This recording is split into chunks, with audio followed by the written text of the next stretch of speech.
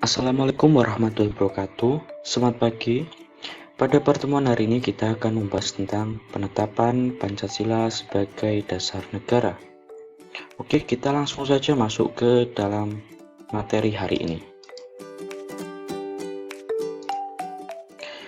Pada tanggal 10-17 Juli 1945, BPUPKI mengadakan sidang kedua. Pada masa persidangan ini, BPUPKI membahas rancangan Undang-Undang Dasar. Untuk itu, maka dibentuklah sebuah panitia perancang Undang-Undang Dasar yang diketuai oleh Soekarno.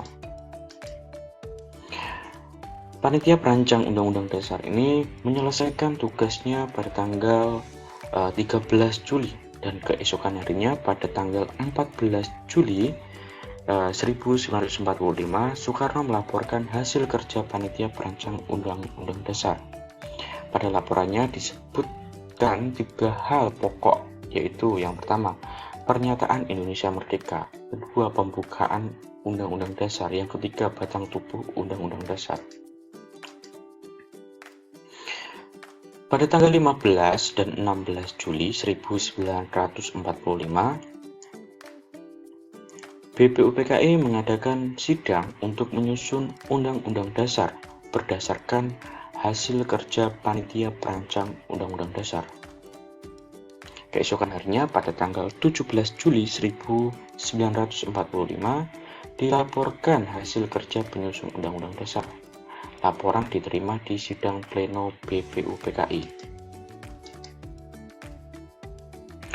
Setelah menyelesaikan tugasnya, BPUPKI dibubarkan dan sebagai gantinya pada tanggal 7 Agustus 1945, Jepang mengumumkan pembentukan Panitia Persiapan Kemerdekaan Indonesia atau PKI, atau dalam bahasa Jepang disebut Dokuritsu Zunbi Inkai.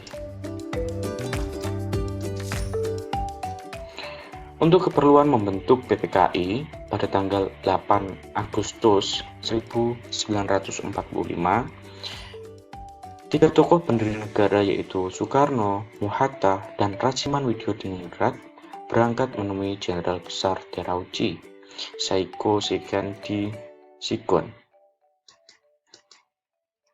Dalam pertemuan tersebut, Soekarno diangkat sebagai ketua dan Muhatta sebagai wakil ketua PPKI. Dan PPKI ini beranggotakan 21 orang termasuk ketua dan wakil ketua. Setelah kembali ke tanah air pada tanggal 14 Agustus 1945, Soekarno mengumumkan bahwa Indonesia akan merdeka secepat mungkin dan bukan merupakan pemberian dari Jepang, melainkan hasil perjuangan bangsa Indonesia sendiri.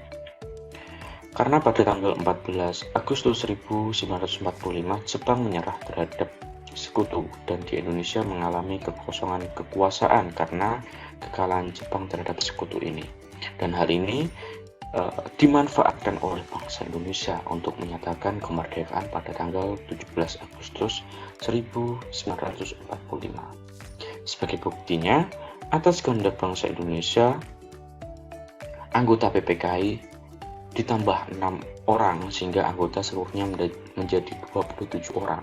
Semua anggota PPKI ini berasal dari bangsa Indonesia sendiri, tidak ada yang dikendalikan oleh Jepang karena Jepang mengalami kekalahan dan menyerah terhadap sekutu.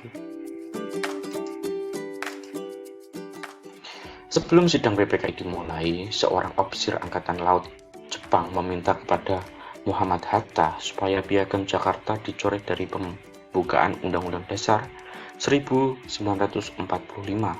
karena ada penolakan dari golongan Kristen dan Katolik di Indonesia Timur. Maka Muhammad Hatta dan beberapa tokoh Islam seperti Ki Bagus Hadikusumo, Ki Haji Wahid Hasyim, Kasman Singodimedjo, dan Teku Muhammad Hasan itu mengadakan pembahasan sendiri di luar forum sidang untuk mencari penyelesaian masalah kalimat ketuhanan dengan kewajiban menjalankan syariat Islam bagi pemeluk-pemeluknya yang menjadi penolakan dari golongan Kristen dan Katolik di Indonesia Timur. Supaya tidak terpecah sebagai bangsa, tokoh pendiri negara yang bermusyawarah bersepakat mengganti kalimat tersebut dengan rumusan ketuhanan yang Maha Esa.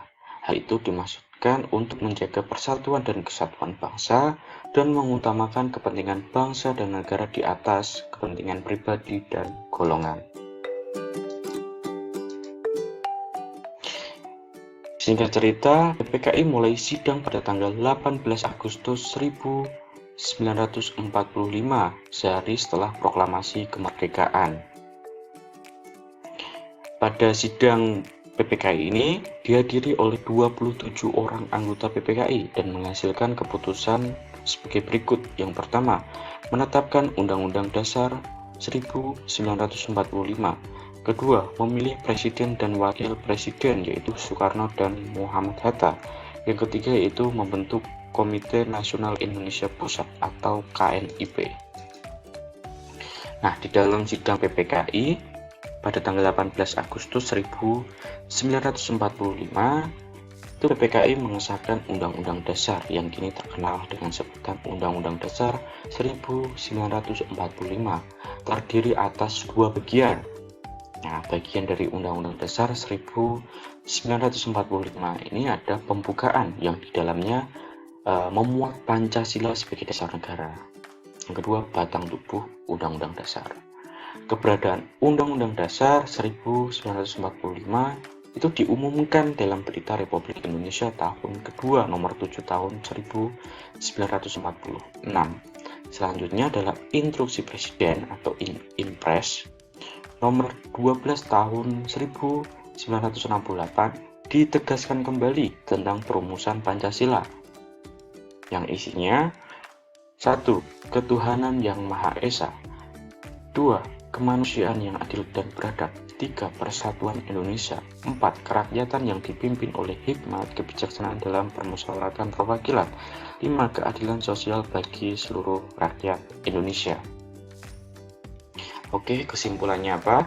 Kesimpulannya yaitu yang pertama, pada tanggal 10 sampai 17 Juli 1945, BPUPKI mengadakan sidang kedua membahas Undang-Undang Dasar. Untuk membahas tersebut, dibentuk panitia perancang Undang-Undang Dasar yang diketuai oleh Soekarno. Pada sidang BPUPKI tanggal 14 Juli 1945, Soekarno melaporkan hasil kerja panitia perancang Undang-Undang Dasar. Selanjutnya pada tanggal 15 sampai 16 Juli diadakan sidang untuk menyusun Undang-Undang Dasar berdasarkan hasil kerja panitia perancang Undang-Undang Dasar. Selanjutnya, keesokan harinya pada tanggal 17 Juli 1945 dilaporkan hasil kerja penyusun Undang-Undang Dasar ke rapat pleno BPUPKI. Dengan disetujuinya penyusunan Undang-Undang Dasar, tugas BPUPKI selesai dan dibubarkan.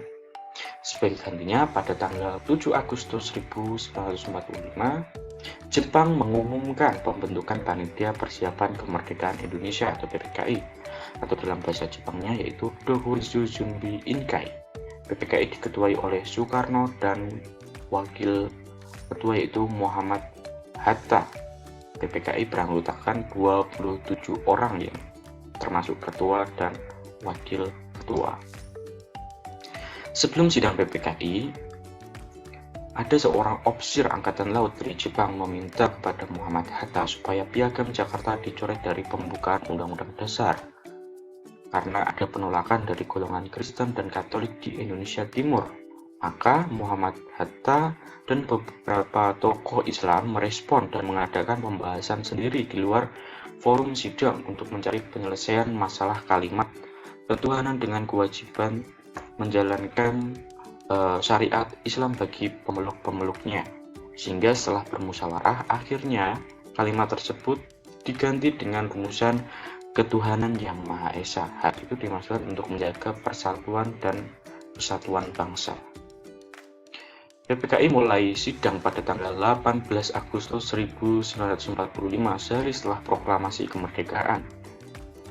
Sidang PPKI ini dihadiri oleh 27 orang anggota PPKI dan menghasilkan keputusan sebagai berikut. 1.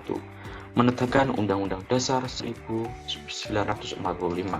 Kedua, memilih presiden dan wakil presiden yaitu Soekarno dan Muhammad Hatta. Yang ketiga itu membentuk Komite Nasional Indonesia Pusat atau KNIP. Oke, sekian pembelajaran pada pagi hari ini. Wassalamualaikum warahmatullahi wabarakatuh.